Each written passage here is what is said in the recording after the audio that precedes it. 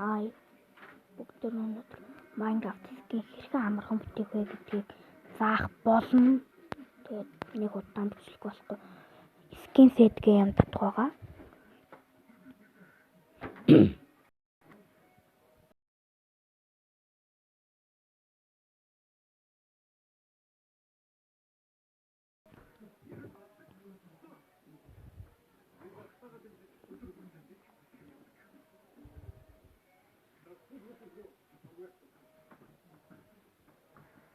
За тэгээд энд нь create skin гэж байгаа. Template skin дээр нь дараа дөр host skin-ийг бүтээн.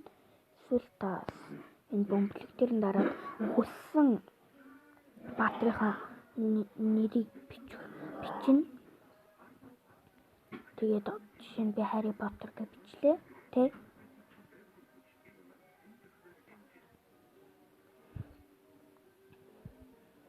тэгэхэд амар олон skin гарч ирнэ. Harry Potter-ийн бүх дөрүүд нь бүр.